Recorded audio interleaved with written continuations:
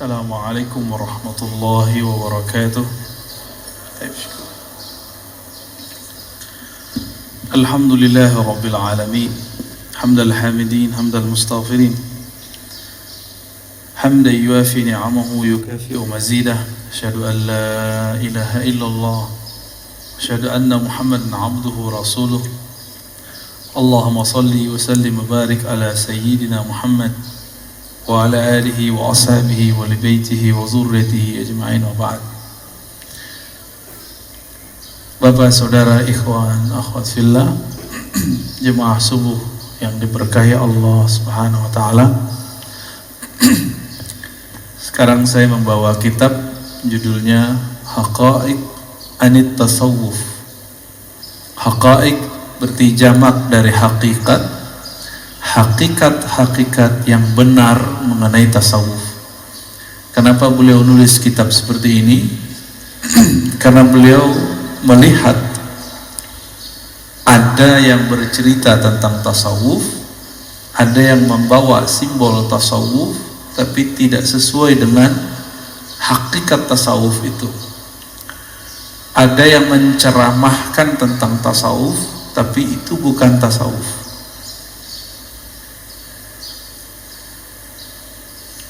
Maka di muqaddimah kitab Syekh Abdul Qadir Isa, beliau ini nulis kitabnya selesai tahun 1961. Sekarang 2021. Udah lama Pak ya? Udah lama banget. Tapi wafatnya belum lama, tahun 1991. Pengarang kitab ini adalah seorang mursyid tariqat Syadziliyah Al-Qadiriyah Al-Hashimiyah. Beliau pernah belajar di Aleppo, kemudian pindah ke Damaskus, ketemu gurunya, murabbinya namanya Syekh Hashim. Pengikut beliau banyak, hampir di semua kota di Suriah, kemudian banyak juga di Turki. Ya, tariqahnya adalah tariqah Syadziliyah Al-Qadiriyah.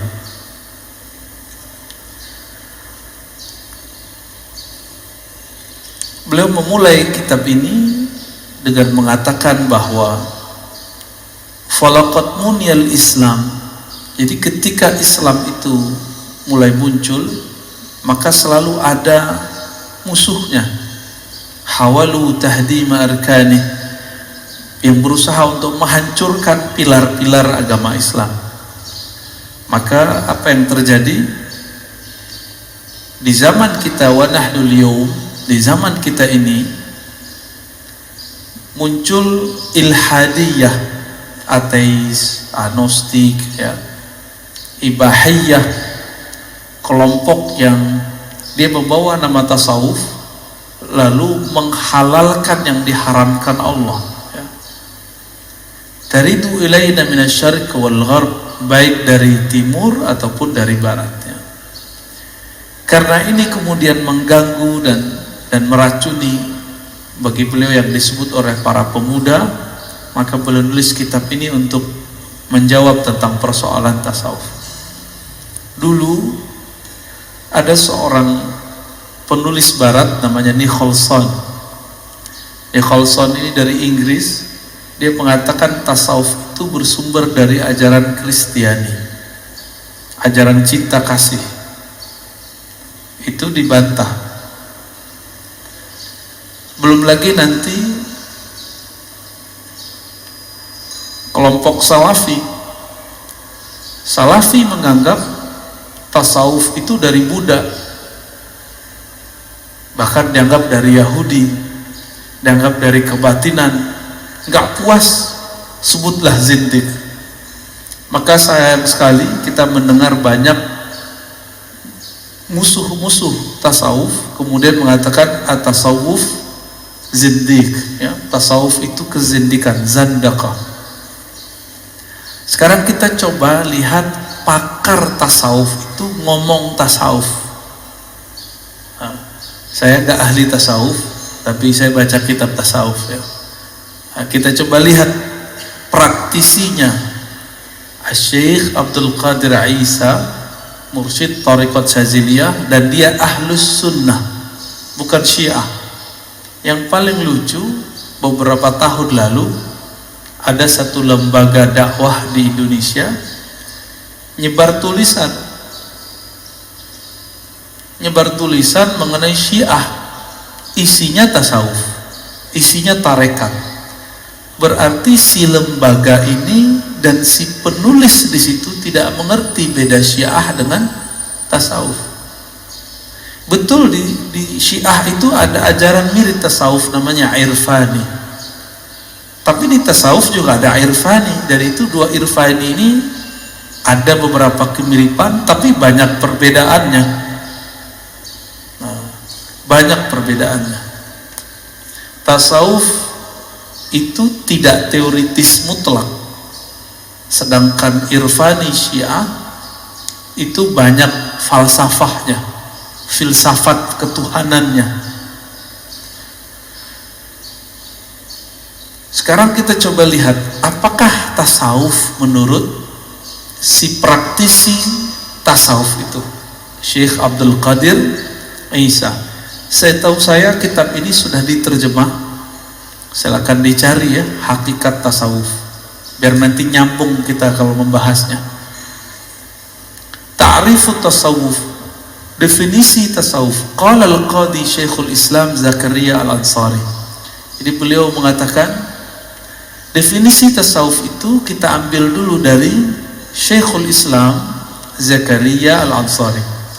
Ahlus sunnah secara umum menyebut Syekhul Islam itu kepada beberapa tokoh. Ahlus sunnah yang bersanad, berakidah ahlus sunnah Asy'ariyah Maturidiyah, bermazhab dan bertasawuf, menyebut Syekhul Islam itu biasanya Al-Imam Zakaria Al-Ansari. Adapun kelompok Salafi, saudara kita juga, itu menyebut Syekhul Islam lebih identik kepada Ibnu Taimiyah, Ibnu Qayyim, Muhammad bin Abdul Wahhab. Ada sebenarnya satu lagi, Syekhul Islam Al-Harawi.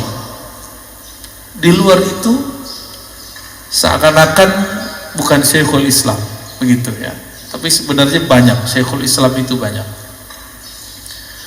Syekhul Islam Zakaria Al-Ansari ini, beliau ahli semua mazhab.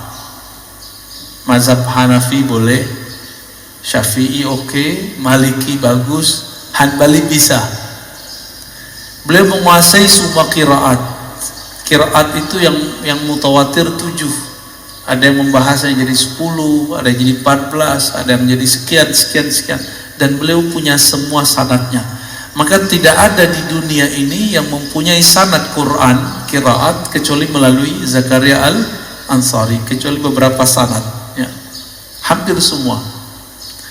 Yang paling lucu, beberapa waktu lalu ada orang melaporkan kepada saya seseorang ustadz yang membid'ahkan tasawuf, membid'ahkan mazhab, dan menyesatkan Asy'ariyah. Zakaria Al-Ansari ini dia Asy'ari, mazhabnya Syafi'i, tapi bisa berfatwa 4 mazhab. Dan dia mengerti semua qiraat, dia punya sanad Quran. Si ustadz yang anti akidah Asy'ariyah ini dan anti tasawuf, anti mazhab, dia punya sanad Quran karena dia punya pesantren pondok tahfiz. Diusut ternyata silsilah Qurannya kepada Zakaria Al-Ansari. Jadi kadang-kadang mereka itu menentang sesuatu padahal itu imamnya di Quran kayak di mana gitu ya. Apa kata beliau? At-tasawuf ilmun tu'rafu bihi ahwalu tazkiyatin nufus. Tasawuf itu ilmu, dengannya diketahui cara untuk membersihkan jiwa. Tazkiyatun nufus, penyucian jiwa itu bahasa Arabnya tazkiyatun nufus. Gak cukup tazkiyatun nufus, ada yang kedua, tasfiyatul akhlaq, membeningkan akhlak. Gak cukup, ada yang ketiga, wa ta'miruz zahir wa ta'miruz zahiri wal batin, lalu memakmurkan, menyibukkan, mengisi zahir dan batin, linailis sa'adatil abadiyah, untuk mendapatkan kebahagiaan yang abadi. Ini versi siapa? Imam Zakaria Al-Ansari. Berarti tasawuf untuk beliau ada 3: tazkiyatun nufus, tasfiyatul akhlak, membeningkan akhlak. Yang ketiga, mengisi zahir dan batin. Untuk apa semua itu? Untuk mendapatkan kebahagiaan abadi. Bahagia abadi itu ketika sang kekasih ketemu kekasihnya, ketika orang yang merantau pulang ke kampungnya. Dan kita ini semua bersumber bukan dari bumi ini. Tubuh kita pulang ke bumi, tapi ruh kita bukan dari bumi. Ketika ruh berpulang kepada sumbernya ruh, itulah kebahagiaan abadi. Nah, untuk bisa pulang itu, si ruh ini terpenjara dalam tubuh. Tubuh ini di dalamnya ada energi namanya nafs, jiwa. Jiwa ini harus dibersihkan, akhlaknya harus dibeningkan. Maka kajian tazkiyatun nufus jika tidak diteruskan dengan tasfiyatul akhlak, maka akhlaknya tetap keras. Ngaji tazkiyatun nufus, tapi ketemu teman nggak mau nyapa, ya, masuk masjid mau nyalahin orang mulu.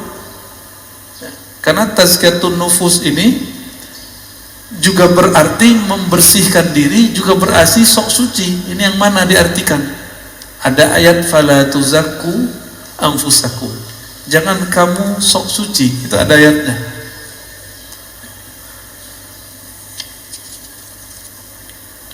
Jadi kalau orang di luar sana mengatakan tasawuf itu nggak sholat, masuk nggak Pak? Tasawuf itu bisa sholat di Mekah, masuk nggak? Apalagi tasawuf itu gila, masuk nggak? Nggak masuk ya? Ya. Sekarang Imam Zarruq, yaqulu Syekh Ahmad Zarruq. Imam Zarruq ini thariqatnya Syaziliyah. Beliau punya kitab Qawaidut Tasawuf, kaidah-kaidah yang benar mengenai tasawuf. Apa kata beliau? At-tasawuf ilmu qasdin li islahil qulub. Tasawuf itu ilmu yang bermaksud membenarkan, meluruskan kolbu, mengislah, memperbaiki kolbu. Kenapa kok kolbu perlu diperbaiki? Karena kolbu kita itu ada bercak-bercak noda-noda hitam yang disebabkan karena berpaling kepada Allah Subhanahu wa ta'ala. Bapak saudara makan Allah, sesaat kita lupa kepada Allah, itu sudah satu titik di kolbu. Apalagi berjam-jam saya ingat selain Allah, atau saya sibuk mengingat selain Allah, itu sudah noda tebal di dalam kolbu. Makanya Syekh Abdullah Al-Faiz Ad-Daristani itu disebutkan oleh muridnya Syekh Adnan dalam manaqibnya, kalau beliau lagi suluk, lagi riyadhah, ingat terlupa lalai mengingat Allah sesaat, dia wudhu. Kalau teringat dunia, dia langsung mandi tobat. Ada imam begitu, namanya Syekh Abdullah Al-Faiz Ad-Daristani. Kalau kita banyakkan ingat mana? Dalam sholat aja ingat selain Allah. Ini dia di luar sholat, kepikiran dunia, langsung tobat dia Pak.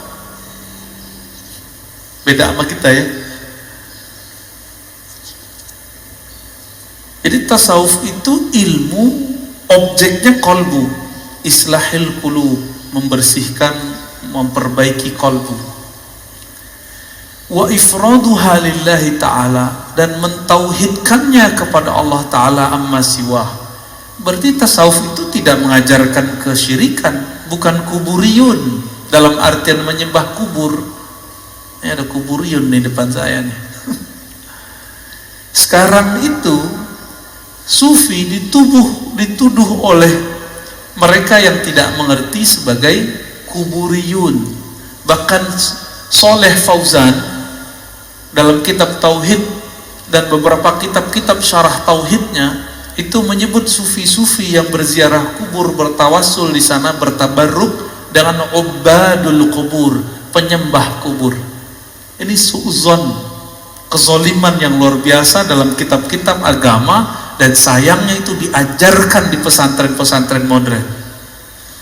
Ya, kalau ini diteruskan, dibiarkan Pak, saya nggak tahu apa kejadian nanti. Anak-anak kita di pesantren nanti akan menganggap syirik orang tua-tuanya dulu, kawan-kawan yang berbeda faham dengannya. Wal fiqhu li islahil amal wa hifzun nizam. Pemahaman terhadap memperbaiki amal, menjaga nizam, wa zuhuril hikmah bil ahkam, lalu dapat menangkap hikmah dalam sebuah hukum. Jadi seorang yang belajar tasawuf itu ibadah beda dengan ahli fikih. Ahli fikih menyebut ibadah itu sebagai taklif. Apa arti taklif? Beban. Bagi seorang sufi, ibadah itu bukan beban, tapi lazzah, kelezatan, hajah, keperluan, kebutuhan. Subuh barusan itu apa?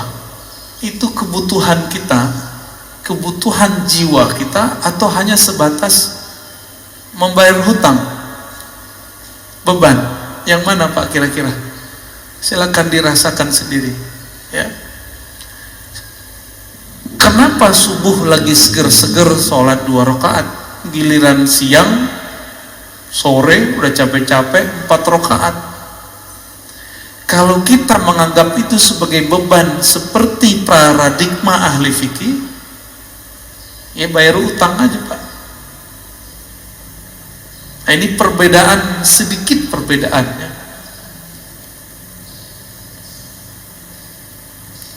Lalu beliau mengatakan tasawuf itu juga ilmu mengenai usul pokok ilmu tauhid.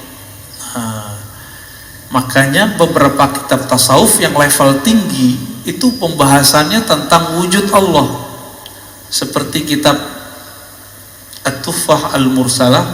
Ini seminggu ini saya 2 kali membedah kitab itu di Sumatera, satu di Zawiyah Tarekat Sufi, yang kedua di pesantren. Sebelum kesini Pak, ini langsung diculik sama pengurus ini ya, baru nyampe jam 1, tiduran bentar langsung dibawa ke sini. Jadi ada kajian tasawuf mengenai kolbu. Ada yang kedua mencari hikmah amalan, maka judulnya Sirrul Asrar, hikmah tasyri. Itu udah masuk ke sana sebenarnya, antara falsafah sama tasawuf. Kalau Sirrul Asrar itu udah tasawuf. Ada yang tentang ilmu tauhid. Jadi tauhid versi tasawuf itu lebih dalam daripada tauhid versi ahli akidah. Maksudnya apa tuh? Karena imam ahli akidah yang bernama Abul Hasan Asy'ariyah itu bergurunya kepada Abul Qasim Junaid Al-Baghdadi. Pernah berguru kepada Junaid, dan muridnya Junaid bernama Ruwaim. Jadi Imam Abul Hasan Asy'ari ini pernah belajar tasawuf ketika dia sudah tobat daripada Mu'tazilah. Tidak seperti yang dibuat oleh teman-teman Salafi. Mereka membuat cerita bohong tentang Abul Hasan Asy'ari, bahwa Asy'ari ini awalnya Mu'tazilah, lalu menjadi Asy'ariyah, lalu menjadi Salafiyah. Suka-suka aja buat sejarah ya. Sejarah nggak bisa diakal-akali, sejarah itu butuh bukti. Kalau mau buka kitab sejarah, buka kitab yang ada sanadnya, dan yang bersanad tentang Asy'ari itu adalah kitab Tabyin Kazbil Muftari fi manusiba ilal Imam Abil Hasan Asy'ari, karya Imam Ibnu Asakir, ahli hadis di zamannya. Itu dia. Nggak ada di situ penyebutan bahwa 3 periode, baru muncul di zaman Ibnu Taimiyah. Lalu dikutip kalam Ibnu Taimiyah itu oleh Ibnu Katsir. Ibnu Katsir ini Asy'ari. Cuma karena dia percaya Ibnu Taimiyah, dinukil-nukil aja. Qila, dikatakan. Siapa yang ngomong? Sebenarnya Ibnu Taimiyah. Asy'ari itu 3 periode. Periode pertama Mu'tazilah, yang kedua Asy'ariyah, yang ketiga jadi Salafiyah. Ini tidak benar. Yang benar gimana? Imam Asy'ari kecilnya belajar kepada Zakaria As-Saji dan ayahnya Syekh Ismail. Berarti ahlus sunnah. Zakaria As-Saji itu murid Imam Ahmad bin Hanbal, murid Imam Al-Muzani, akidahnya ahlus sunnah. Lalu ayahnya wafat, dia tetap ngaji kepada As-Saji, tapi ayah berikutnya, jadi ayah sambung Pak, ayah tiri nyebutnya, ibunya nikah lagi dengan Abu Ali Al-Jubai. Abu Ali Al-Jubai ini bapak Mu'tazilah. Menjadi Mu'tazilah lah dia dalam beberapa waktu, sampai kemudian dia menemukan kelemahan-kelemahan Mu'tazilah, lalu dia pindah menjadi Asy'ari yang kita kenal sampai saat ini, yang sangat relevan dengan akidah sufi. Maka tidak ada sufi di dunia yang sahih ya, illa wa asy'ariyun au maturidiyun, kecuali akidahnya Asy'ari atau Maturidiyah. Belajar sifat 20 di Mesir. Itu sahabat saya, pemimpin salah satu madrasah di Sumatera, itu bercerita, saya punya syekh di sana tidak mau mengajarkan tasawuf kepada murid sampai muridnya mengerti akidah Asy'ariyah, belajar sifat 20. Saya harap di sini diajarkan ya.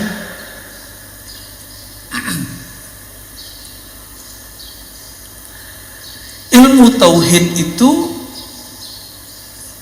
ada yang untuk menjaga dalil akli, itu yang kita sebut ilmu kalam, ilmu tauhid yang biasa. Ada yang untuk menyampaikan ruh kepada Allah, itu dengan ilmu tasawuf. Itu perkataan Imam Zarruq lebih kurang ya. Ada imam tadi, Imam Junaid, gurunya Imam Asy'ari, itu menjelaskan tasawuf lebih mudah. Apa kata beliau tentang tasawuf? At-tasawuf isti'mal kulli khuluqin saniyyin. Tasawuf itu ketika orang mempraktekkan akhlak yang luhur. Wa tarku kulli khuluqin daniyyin, meninggalkan akhlak yang buruk. Akhlak itu tumbuhnya dari kebeningan kolbu. Kalau tidak dari kebeningan kolbu, itu namanya tasannu', dibuat-buat. Contoh, tawadu. Tawadu hakiki muncul dari tidak merasa apa-apa di hadapan Allah. Kalau sudah tidak merasa apa-apa di hadapan Allah, maka orang ini akan muncul ekspresinya, namanya tawadu. Maka orang ini tidak perlu memuji-muji orang untuk meninggikan dirinya. Jadi ada orang tawadu untuk meninggikan dirinya. Jadi ada al-kibru fit tawadu, ada kesombongan dalam tawadu. Hati-hati, kayaknya pura-pura merendahkan diri di depan seseorang, tapi sebenarnya untuk meninggikan dirinya. Nah, ini berbahaya, karena setan itu bisa masuk dari mana-mana ya. Nggak masuk di luar sholat, masuk dalam sholat. nggak masuk dalam kelalaian, masuk dalam zikir. Kalau nggak punya tauhid yang kuat, kebawa kita.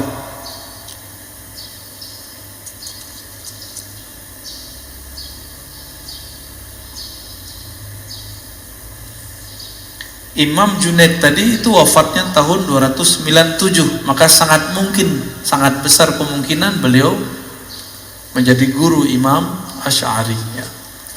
Oke. Apalagi arti tasawuf?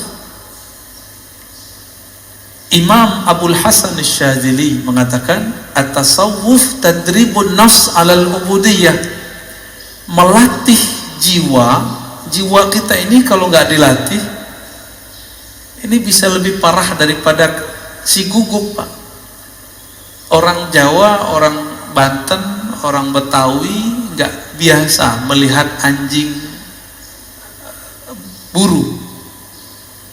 Anjing yang biasa digunakan untuk berburu.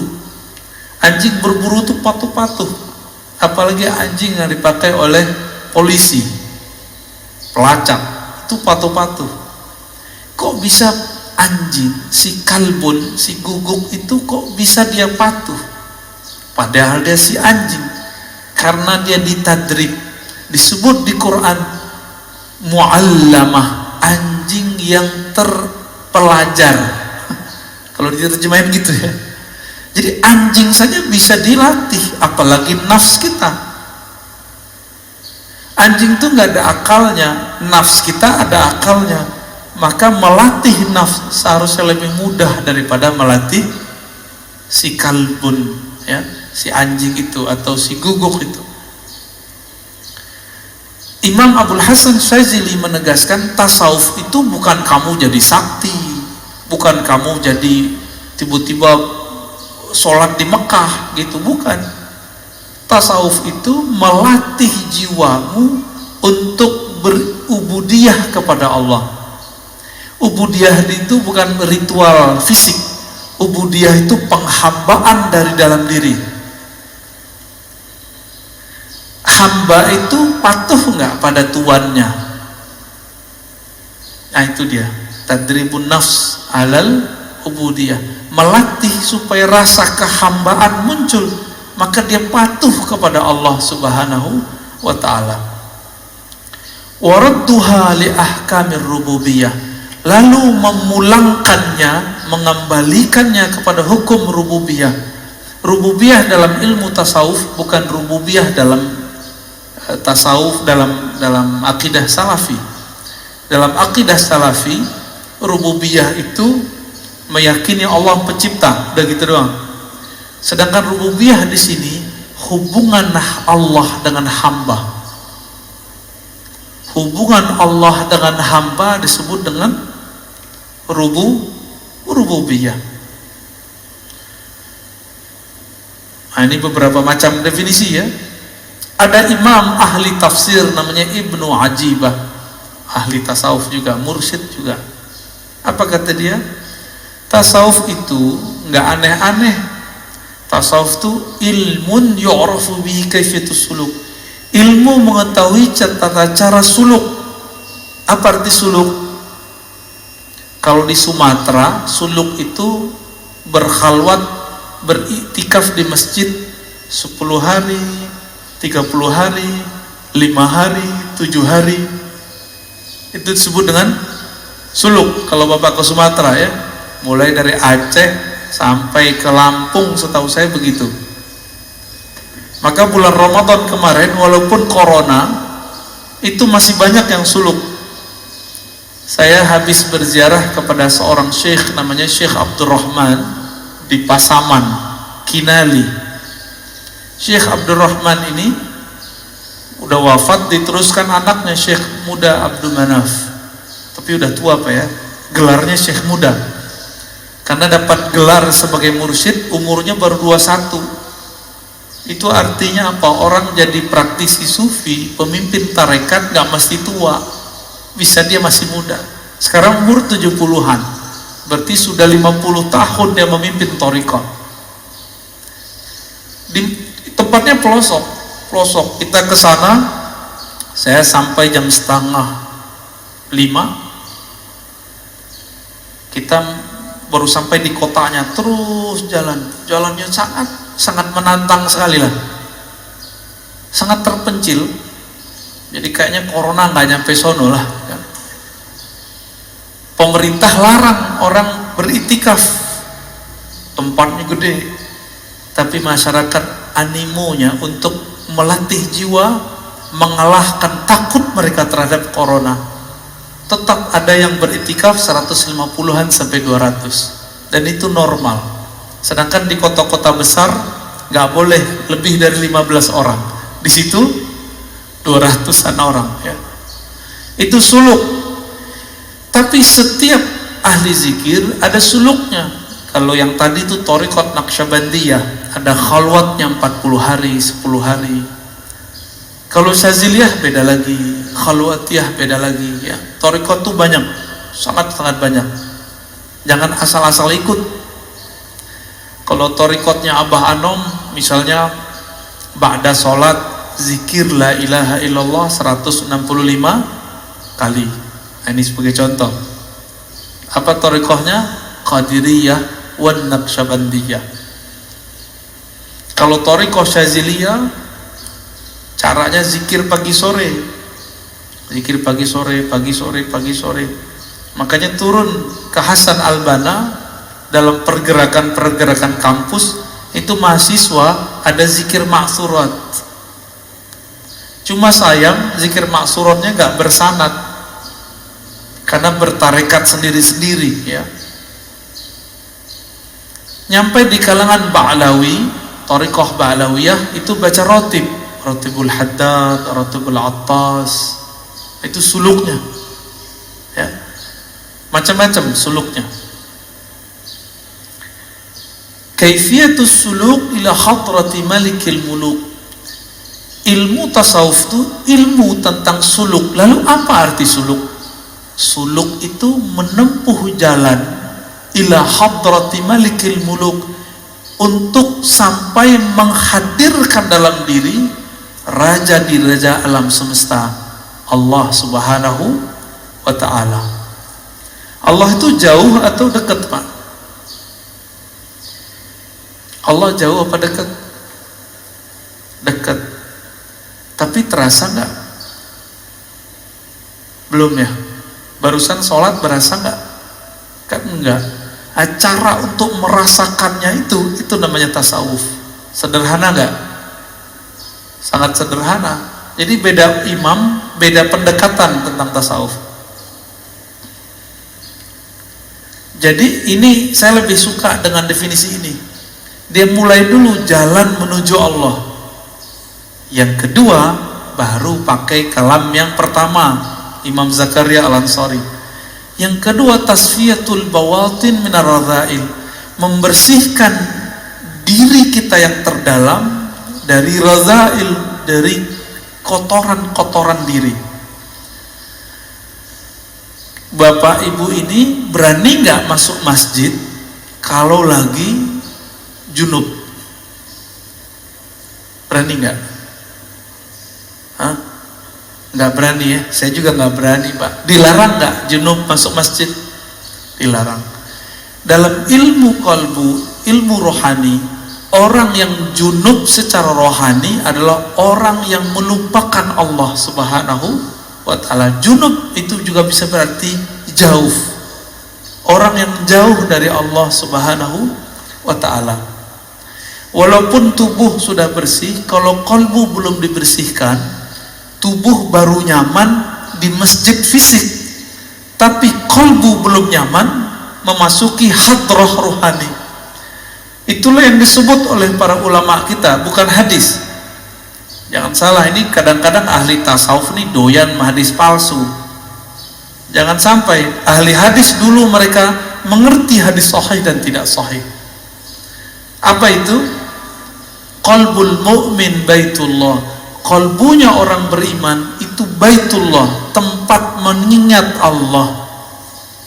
Jadi sebenarnya tubuh ini ketika nyebut subhanallah, Allahu akbar, kepala ruku, sujud, kalau qalbunya tidak mengingat Allah, sujudnya nyampe gak kepada Allah?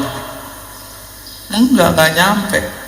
Karena Allah nggak mandang berapa kali sujud, Pak. Yang Allah pandang itu kolbunya ingat Allah apa enggak.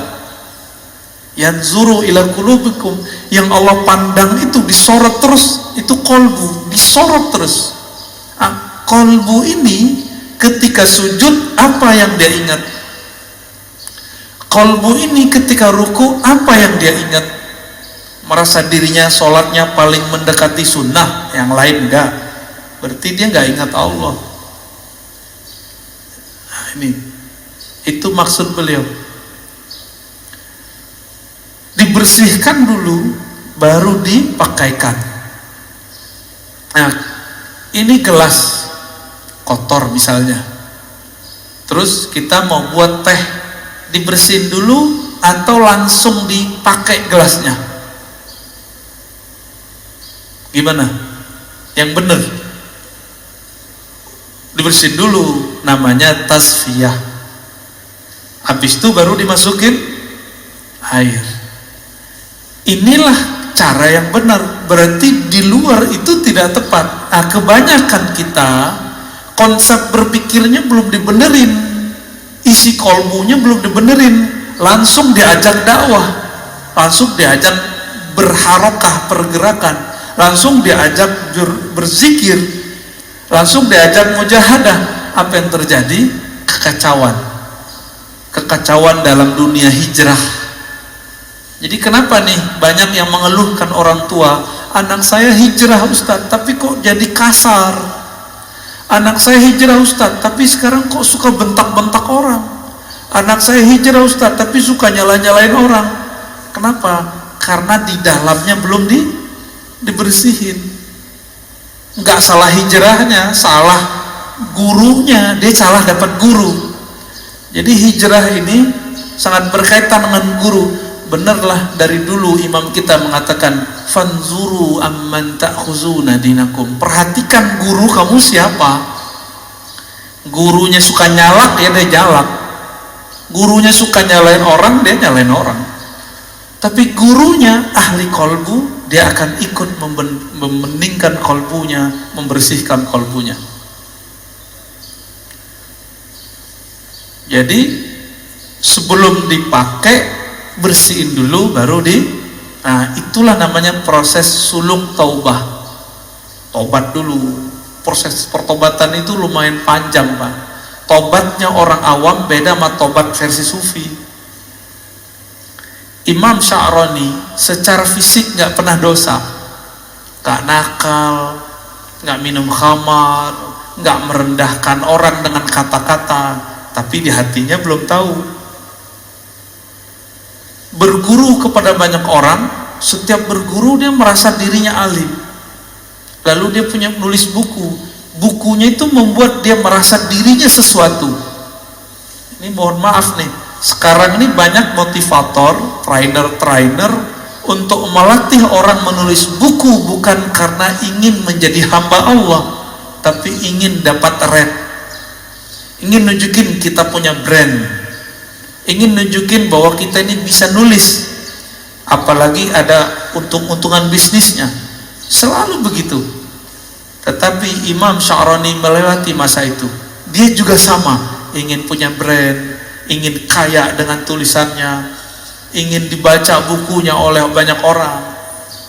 Makanya kalau kita dulu ke percetakan, Pak, percetakannya nanya, kamu bawa buku apa yang membuat kamu pede? Kalau punya medsos kita tunjukin, nih follower saya sekian, kayak gitu. Jadi udah bukan berarti dari dalam kolbu. Imam Sya'rani mengidap penyakit itu. Ini contoh sederhana aja gini, seneng nggak di like orang? Seneng? Foto kita di Facebook kita apa gitu, di like orang, seneng? Normal. Tes dulu. Kalau ada yang komen negatif, tersinggung nggak? Kalau tersinggung berarti senengnya bermasalah, bukan seneng bersyukur, tapi senengnya karena merasa takjub ke dalam diri. Ketika ada yang tidak takjub, dia kemudian tersinggung.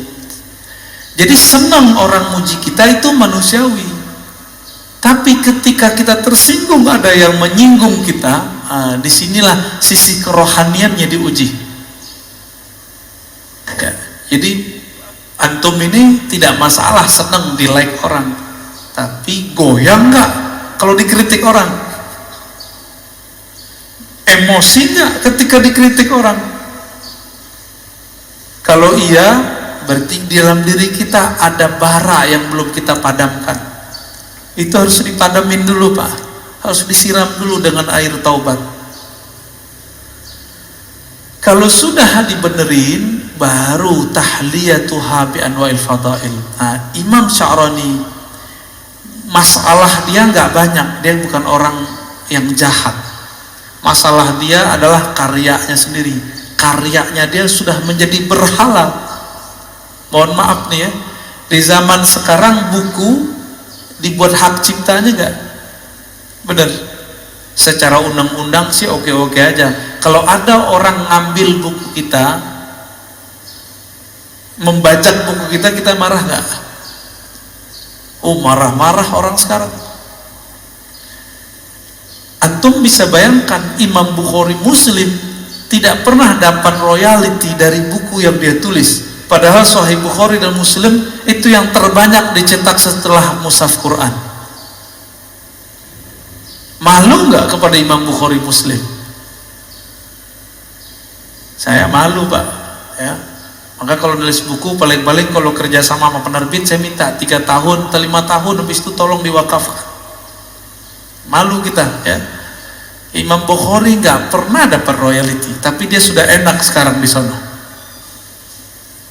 Imam Sya'rani datang kepada gurunya yang terakhir, namanya Ali Al-Khawas, orang nggak pintar baca kitab, tapi bisa membaca penyakit kolbu. Ketika datang berguru, Ali Al-Khawas bilang, penyakit kamu ada di bukumu, bakar bukumu atau sedekahkan bukumu. Jadi dulu satu kitab itu disalin Pak, pakai kertas papirus. Kertas itu tebal, mahalnya bukan main, sama dengan 3 onta, 3 kerbau lah satu kitab itu. Kalau itu dijual, kitabnya ada 100, udah berapa onta tuh ya. Disuruh bakar atau jual. Saya teringat juga, kalau saya nulis buku nggak berwudu, itu ada bersitan di hati. Oh, kamu pinter ya gitu. Ntar kalau dibaca orang kagum kepadamu. Nah, gitu dulu kita waktu masih mahasiswa. Kalau udah begitu, kita berhenti, wudu lagi, minta ampun kepada Allah, baru nulis. Ini tips nulisnya para imam, para wali-wali Allah. Makanya Sahih Bukhari, Sahih Muslim dibaca sampai hari ini. Imam Muslim aja, belum gak usah Bukhari, Muslim itu, Imam Muslim yang wafat 261 Hijriah, tidak mau nulis hadis kecuali beliau berwudu. Imam Bukhari lebih ketat lagi, nggak mau nulis hadis kecuali beliau sholat dulu 2 rakaat, lalu berzikir, bersolawat, baru nulis. Gitu orang dulu berkarya, sehingga nggak ada tuh rasa ingin menonjolkan diri. Akhirnya Imam Sya'rani, dia bakarlah kitab-kitabnya yang dianggap bermasalah. Di saat dia membakar kitabnya itu, terbakarlah semua penyakit-penyakit kolbunya, baru diterima jadi murid. Coba bayangin kalau kita punya guru di zaman sekarang begitu, gimana? Paling ada Abu Yamun Fasir ya gak? Abu Yamun Fasir kalau datang ke beliau disuruh puasa air Pak. Siapa yang kuat? Ternyata ada yang kuat. Jadi beliau itu orang salaf tapi hidup zaman sekarang ya. Saya nggak bicara masalah kerohanian, saya bicara tentang torikotnya, riadohnya berat. Itu riadoh orang dulu itu, ternyata masih ada di Banten ya. Kalau nggak kuat nggak usah ikut Pak ya, minta berkat doa aja ke beliau ya. Jadi sufi-sufi itu ada yang ketat, ada yang sedang, ada yang santai. Tasahul, ada yang tawassut. Sufi yang ketat kayak tadi, ada orang sombong karena dia punya rumah, disuruh jual rumahnya, sedekahin duitnya. Gak kuat kan Pak ketemu guru begitu? Ada orang yang merusak dia, keluarganya, disuruh cerain, kan gak kuat Pak kita begitu. Gak kuat. Itu thariqat tasawuf lama yang ketat. Ada orang hobi makan minum, dikurangi makannya, dikurangi minumnya. Proteslah banyak ustadz di Sumatera, karena di Sumatera itu kalau suluk tarikan Naqsyabandiyah nggak makan daging Pak. Ustadz-ustadz yang modus, sebenarnya dia suka makan daging, makan rendang, makan apa tuh, gaji-gaji itu ya, gazebo namanya. Itu suluk apa-apaan, kok mengharamkan daging? Kok kita nggak boleh makan daging? Nafsunya lagi ngomong, nafsunya demo. Orang suluk nggak ada urusannya sama nafsu dia. Itu kejadian Pak banyak. Ustadz, selevel ustadz, bahkan menuduh orang-orang yang sedang suluk itu mengharamkan daging. Tidak, nggak ada mengharamkan daging. Taib.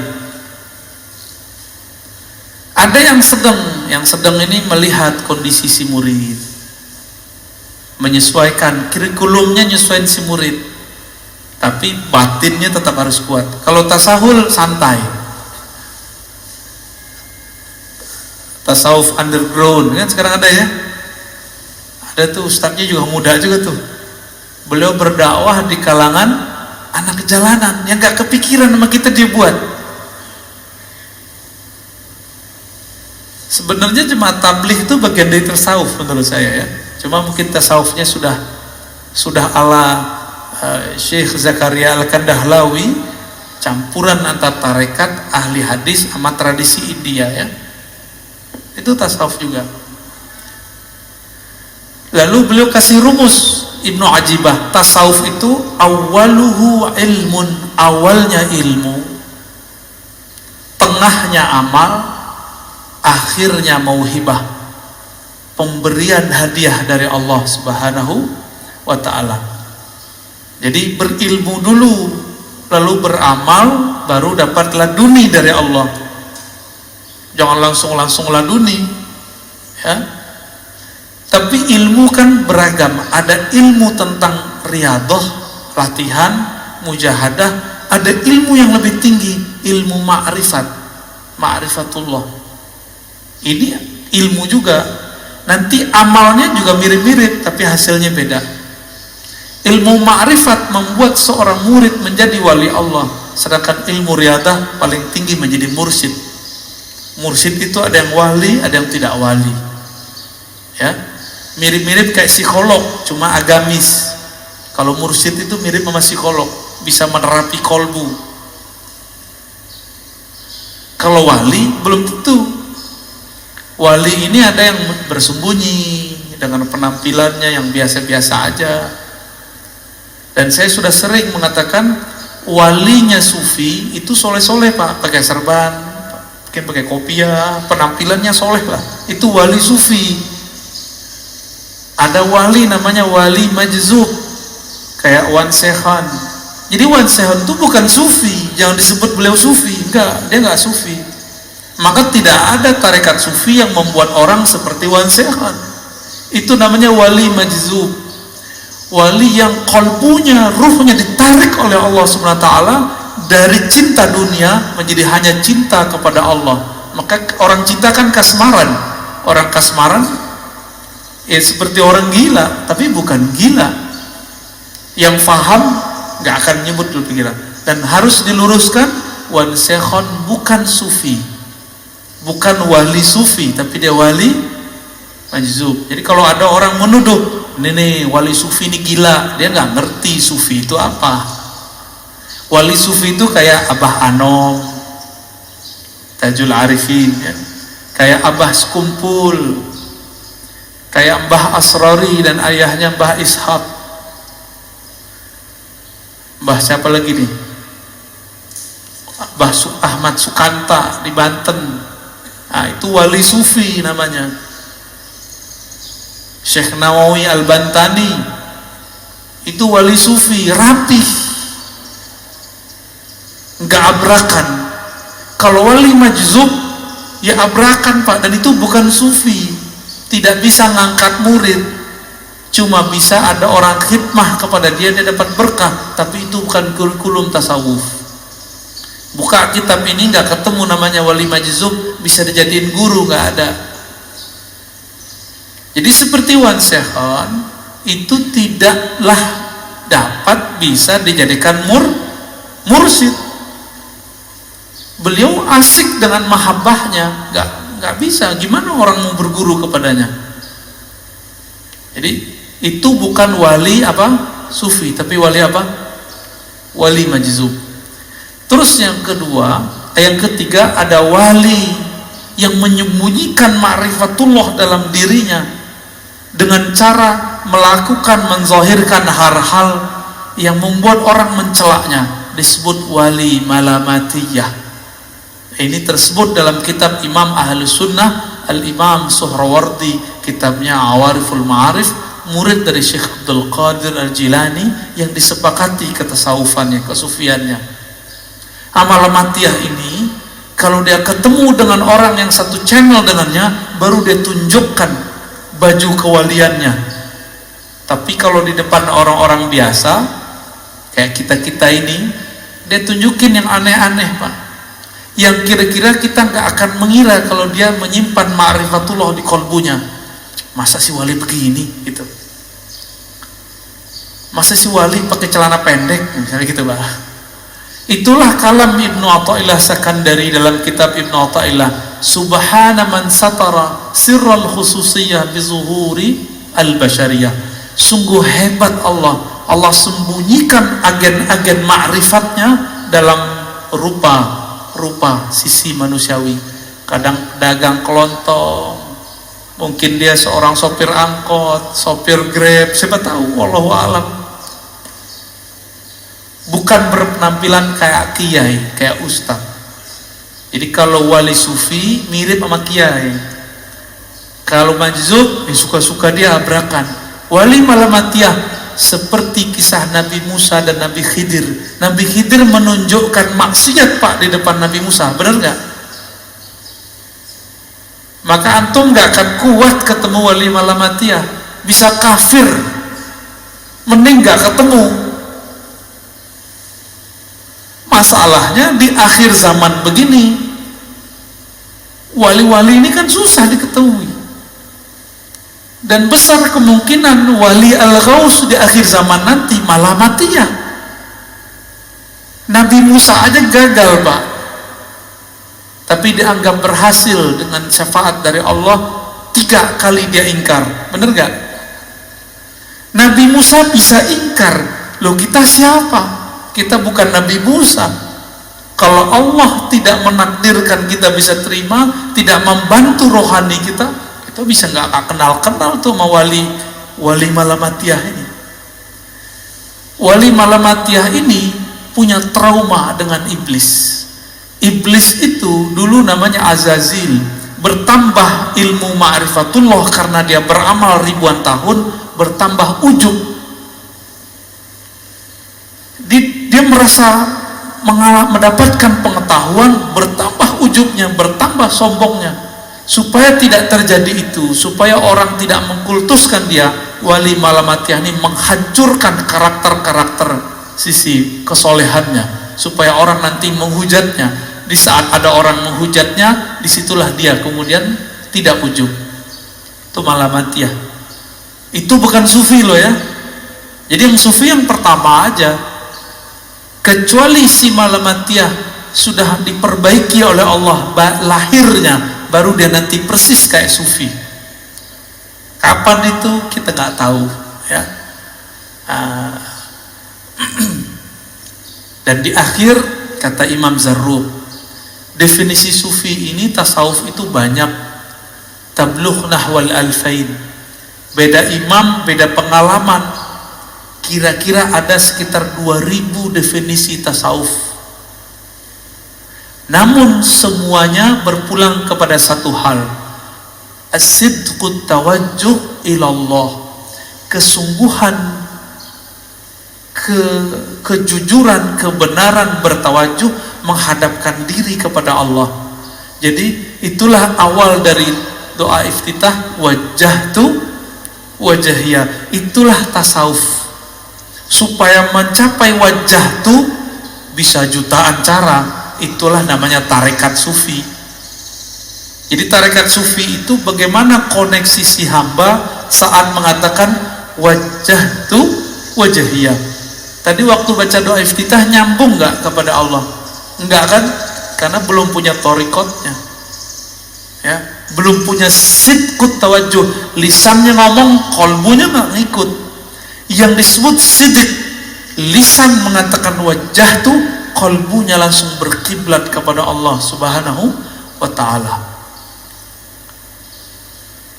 Berdasarkan itu, kata beliau, apapun kata orang tentang kezindikan tasawuf itu bersumber dari kebodohan mengenai hakikat tasawuf, ya. Jadi tolong sama-sama kita luruskan pemahaman ini. Ya, kira-kira itu, Ustaz. Silakan kalau ada yang mau didiskusikan. Alhamdulillah, terima kasih Buya. Lanjut ke saya tanya jawab. Baik.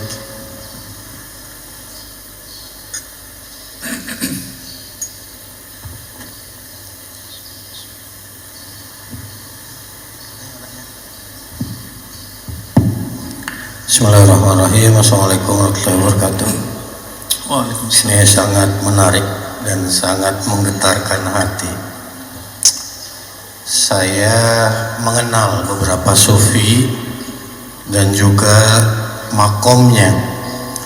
Kita mengenal mahabbah, ma'rifat, bahkan wahdatul wujud.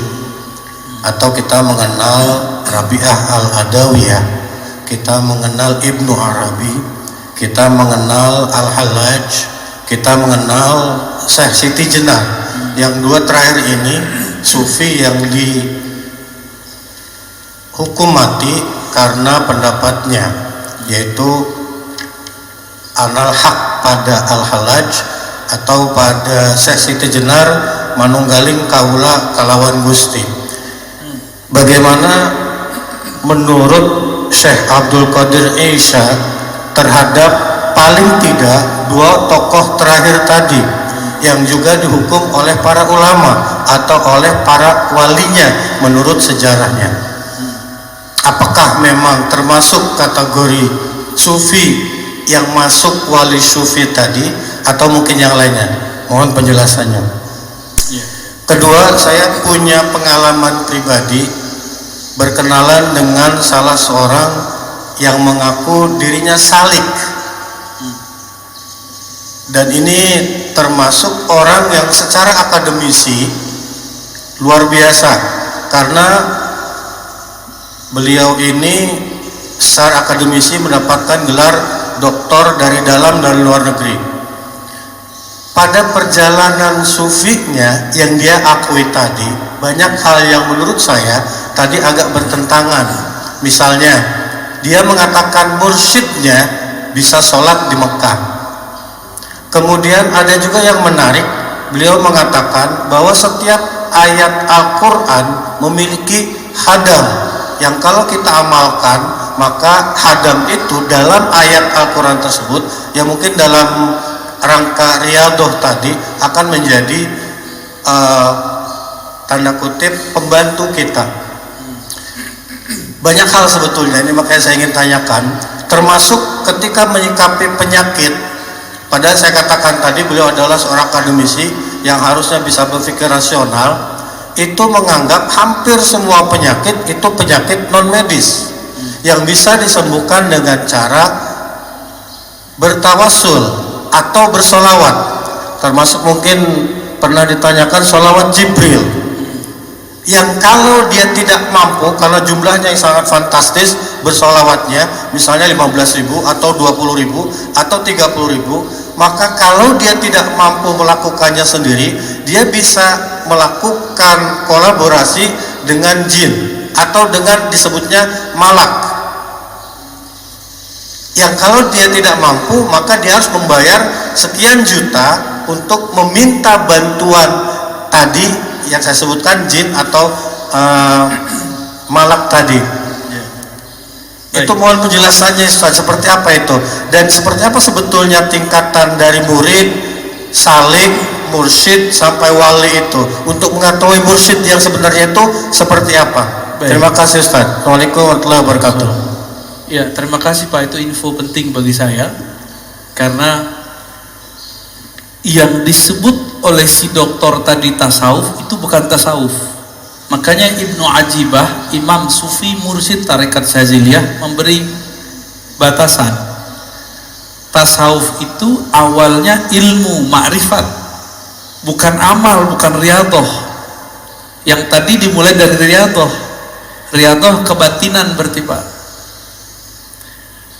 Setelah berilmu mengenal Allah, bermakrifat dulu, baru berriyadhah, latihan, wirid, zikir. Terakhir baru dapat mauhibah, ilmu laduni. Akah itu ketenangan jiwa, kah itu kekhusyuan, kah itu bukan khadam. Kita nggak ada urusan sama khadam. Mau baca ayat ada khadam, nggak ada khadam, kita nggak ada urusan sama itu.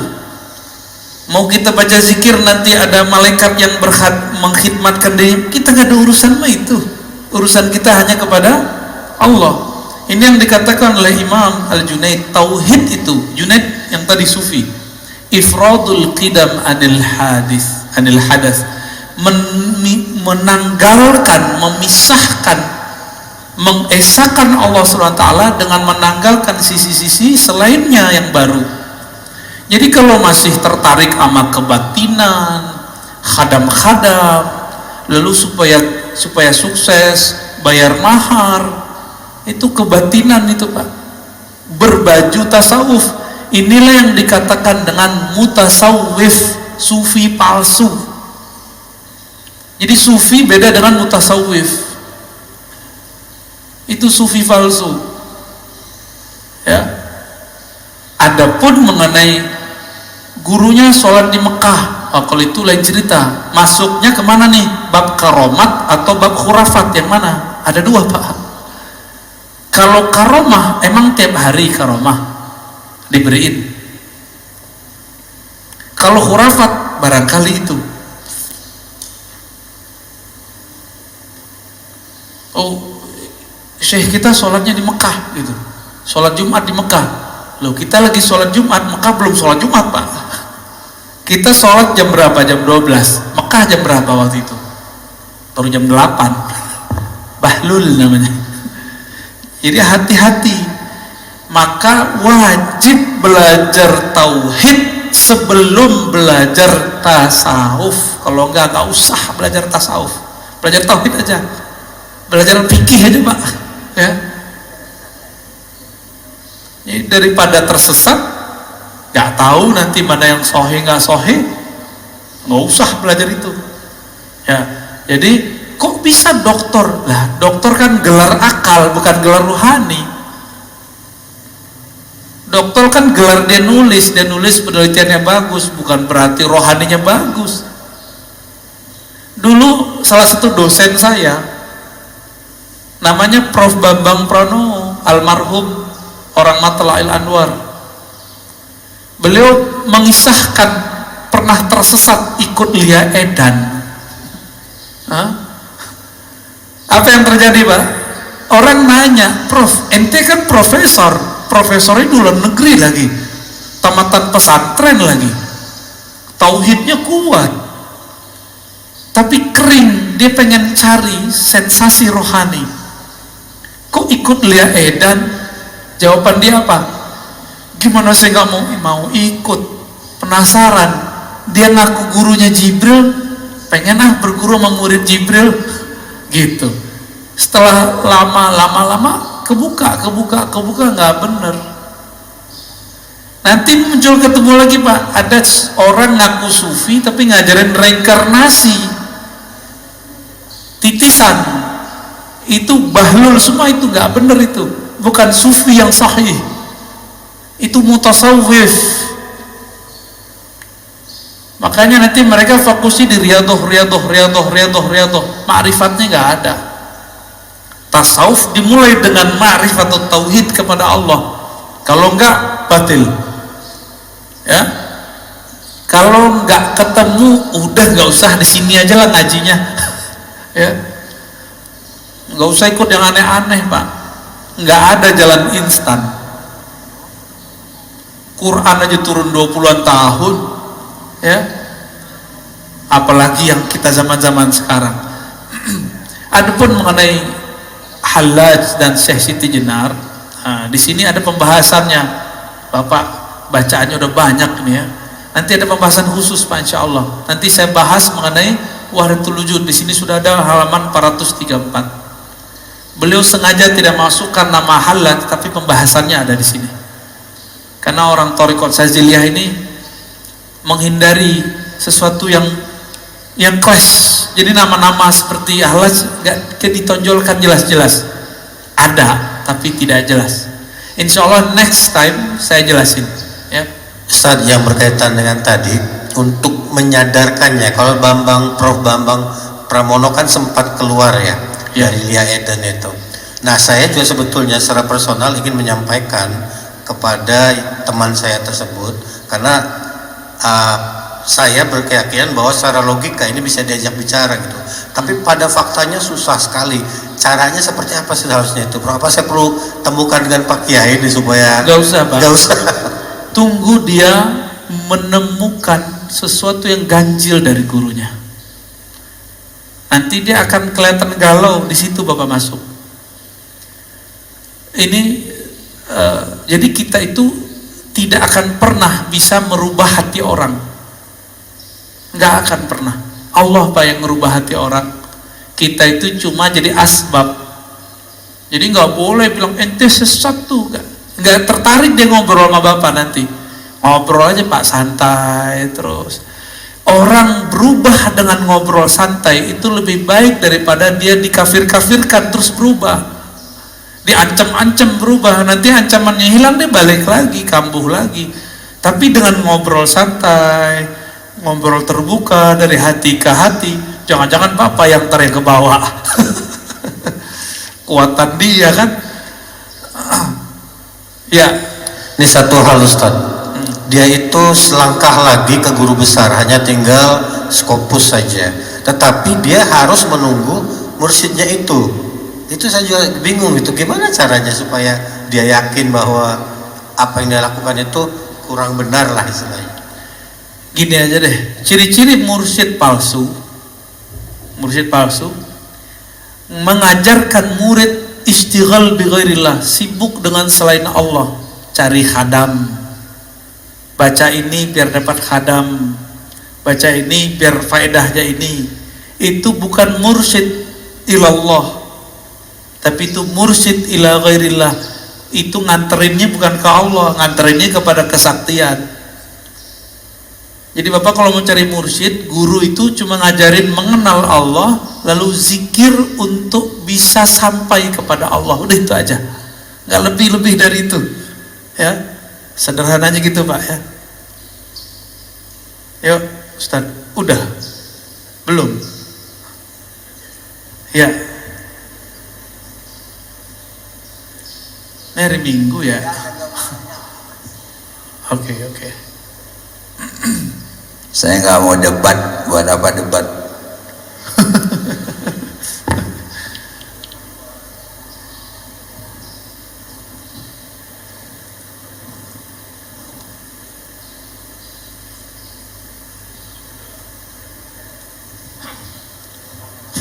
Terima kasih Ustaz. Saya masih bingung ya kalau belajar tasawuf itu. Yang saya tahu tasawuf itu meninggalkan apa ya, yang di dunia ini sudah dianggap tujuannya hanya Allah saja. Nah, sekarang apa sih sebetulnya input untuk mempelajari tasawuf itu, dan nanti outputnya itu loh, nanti saya mau jadi apa gitu loh. Ya itu aja, input dan output aja Ustadz. Makasih. Orang kantoran begini nih, nanyanya input output, kayak apa buat proyek baru aja Pak. Oke, baik Pak, bagus, betul, kita kontan cash aja, apa inputnya, apa outputnya, kira-kira gitu ya. Beliau tadi itu sudah menyebutkan, orang belajar tasawuf itu bukan pengen sakti, tapi mendekat kepada Allah yang maha sakti. Lalu apa yang harus dilakukan? Tazkiyatun nafs, membersihkan jiwa, wa tasfiyatuha, dan membeningkannya. Kalau saya tambahkan wa ma'rifatullah, itu yang pertama. Sebelum kita, antum tadi nyebut aneh, nyari GPS-nya. Jadi kita sebelum mau kemana, kita minta petunjuk dulu, kemana nih saya mau pergi. Itu ma'rifat namanya, ilmu.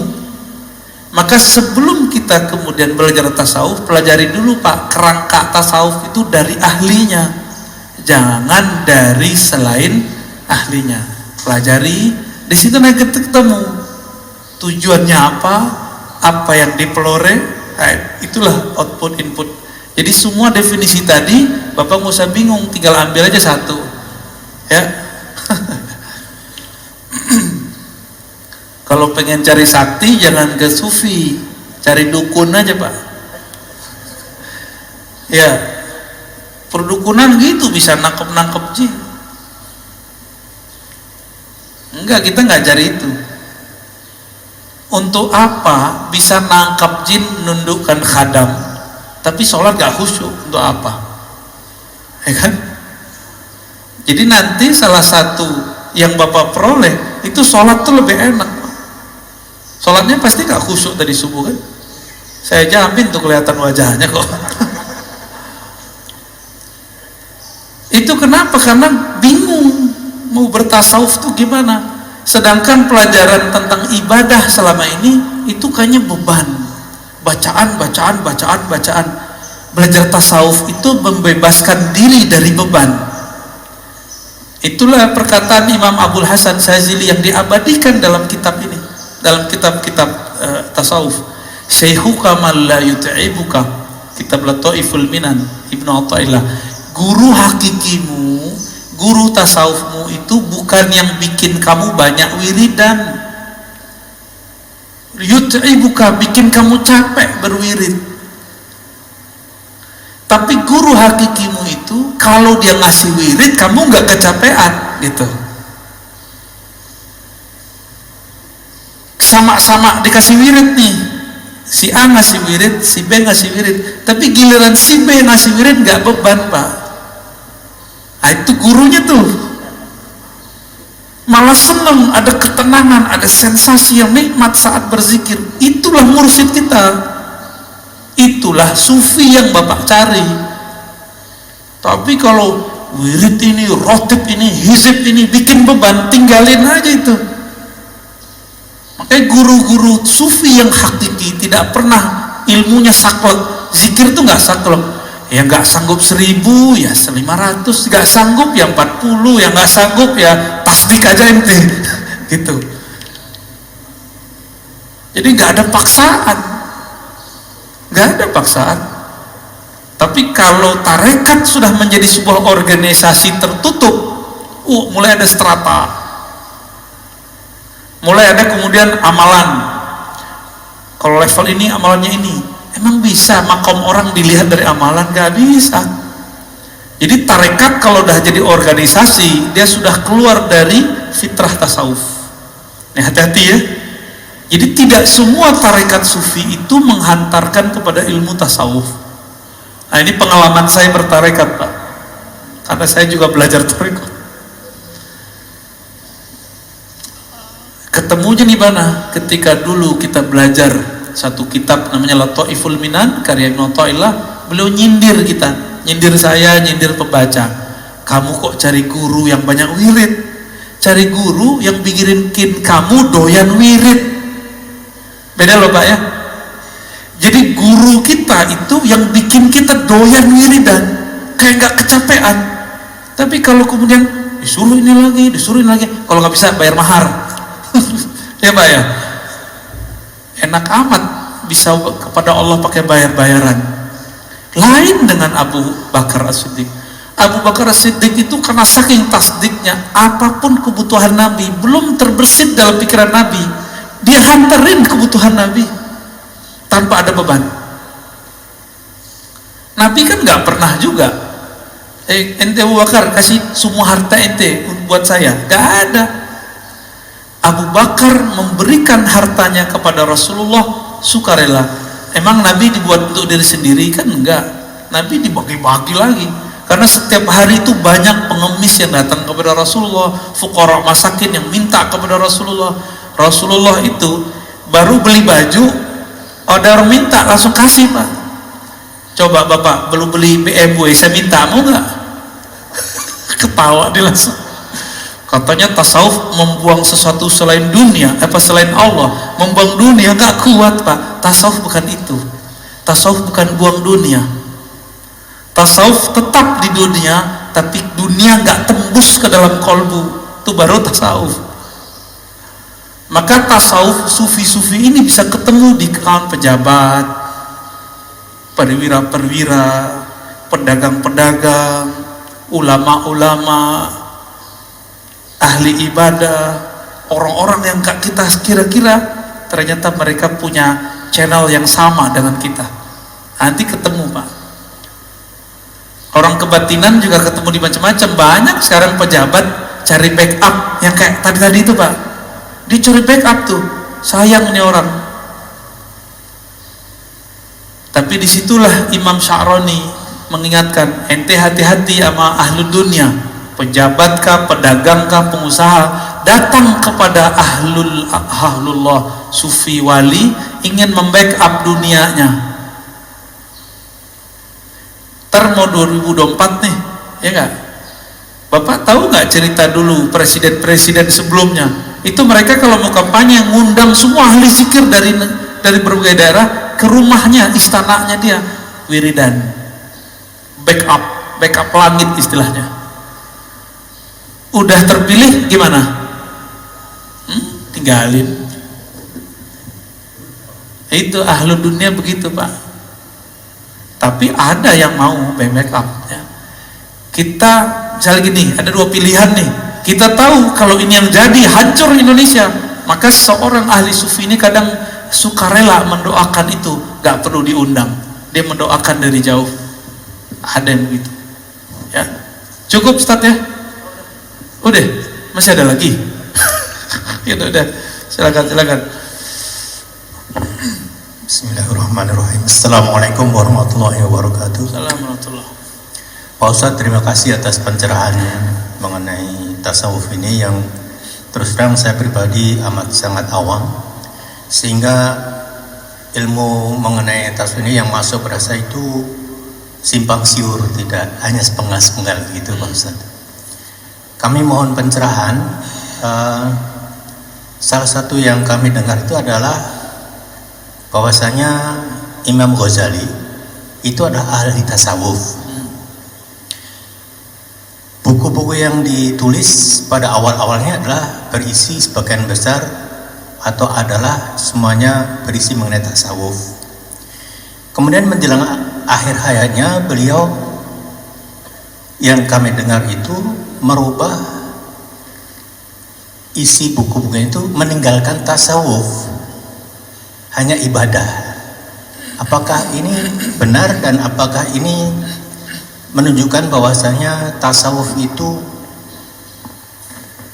jadi sesuatu yang absurd, jadi yang misleading lah begitu Pak Ustadz. Baik Pak. Terima kasih pencerahannya. Assalamualaikum warahmatullahi wabarakatuh. Assalamualaikum. Bagus Pak pertanyaannya. Ini banyak yang bukan misleading, miskonsepsi terhadap Imam Ghazali.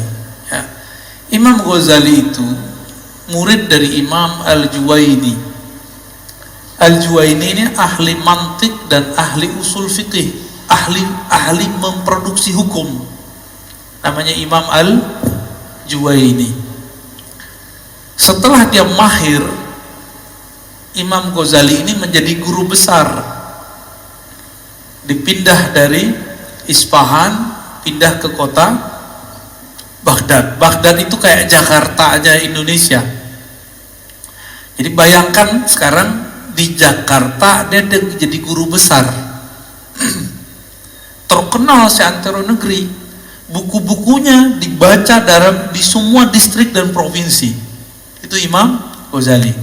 Jadi periode pertama dia ahli usul fikih dan ahli kalam. Karena Imam Al-Juwaini ahli kalam, ahli akidah. Dia suka debat.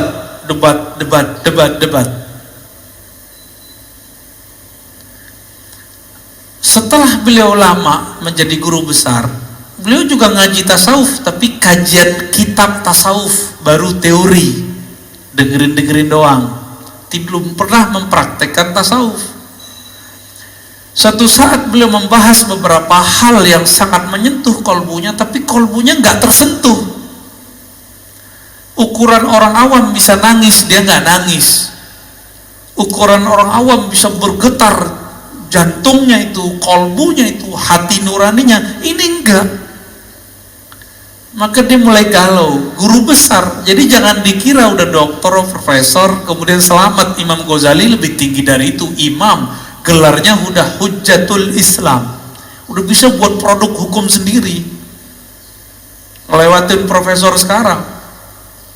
Udah berapa banyak profesor itu jadi profesor baik di barat ataupun di timur karena membaca karya Imam Ghazali. Di atasnya profesor beliau itu.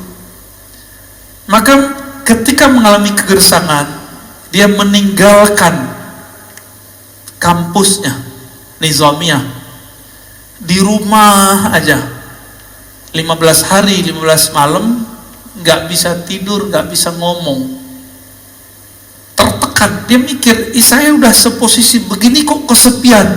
Jadi orang itu kalau pinter sendiri kesepian deh Pak. Jadi antum jangan jadi orang pinter-pinter sendiri, harus punya temen, orang yang kajiannya sama kayak kita. Jangan merasa ini bidang saya doang yang boleh bahas, kesepian ntar, saya doang yang pakar ini. Nggak bisa begitu. Di luar sana banyak orang-orang hebat. Imam Ghazali kesepian dia. Orang kalau ketemu dia cium tangan bolak-balik, tapi dirinya galau. Ketemulah seorang imam, ya. Sebelum ketemu, Nizamul Mulk, Perdana Menteri, udah kirim semua dokter paling canggih di istana, semuanya mengatakan kami tidak bisa ngobatin. Terakhir ada dokter ngerti ilmu psikologi. Apa kata si dokter? Wahai Nizamul Mulk, Perdana Menteri, ini orang gurumu ini penyakitnya bukan penyakit fisik, tapi penyakitnya penyakit kejiwaan. Jiwanya sedang galau. Sekarang kita sebut psikiater, ya. Diterapi nggak bisa juga. Obatnya dia harus ketemu guru yang menyembuhkan kalbunya. Akhirnya Imam Ghazali dia dengar dokter gitu, dia keluar, berangkat dari Baghdad pergi ke daerah Suriah. Dia carilah satu masjid yang kira-kira orang nggak kenal dia, minta izin jadi merbot menara. Bukan merbot imam Pak, merbot menara, tinggal di menara, makan ala kadarnya. Ada orang naruh di masjid apa makanan kurma, itu dia makan. Sampai kemudian dia kaget, di masjid itu orang ngaji kitab dia. Orang nggak tahu kalau itu si pengarangnya. Kalau sekarang kan bisa dicek di IG Pak, di Facebook, di YouTube. Oh ini siapa nih orang? Bisa dicari di Google. Dulu nggak bisa. Palanya gak botak dikit kan Imam Ghazali itu pemikir. Ketemu bertemulah beliau dengan Imam Abu Ali Al-Farmadi, mengajarkan zikir, cara membersihkan kalbu dan mengenal Allah Subhanahu wa taala. Menjadilah dia berkhalwat 10 tahun, dan setelah itu dia menjadi sufi dan menulis kitab Ihya Ulumuddin. 4 tahun setelah itu wafat. Jadi cerita yang benar, kisah yang benar, bukan tasawuf yang duluan. Gitu Pak ya? Di mana ketahuannya? Bapak cari buku Al-Munqiz Minadh Dhalal. Itu karya beliau, curhat tentang pengalamannya. Munqiz Minadh Dhalal beliau cerita tentang 4 fase terakhir jadi tasawuf. Bagi beliau tasawuf itulah ilmu tertinggi. Demikian kajian kita, semoga bermanfaat. Wassallallahu ala nabiyyina Muhammad, subhanakallahumma wa bihamdika asyhadu an la ilaha illa anta astaghfiruka wa atubu ilaik. Assalamualaikum warahmatullahi wabarakatuh. Ada permintaan doa dan Al-Fatihah. Baru meninggal ya, barusan, Pak Erik bin Suaib. Semoga beliau diridhoi oleh Allah, diampuni oleh Allah. Ila ruhi nabiyina Muhammad SAW wa ila akhina Erik bin Suaib. Lahumul Fatihah. A'udzu billahi minasy syaitonir rajim. Bismillahirrahmanirrahim. Alhamdulillahirabbil alamin arrahmanirrahim maliki yaumiddin. Shiratal ladzina an'amta 'alaihim ghairil maghdubi 'alaihim waladdallin. Amin. Sallallahu ala nabiyyina Muhammad. Ya Fatah. Alhamdulillah Bu ya.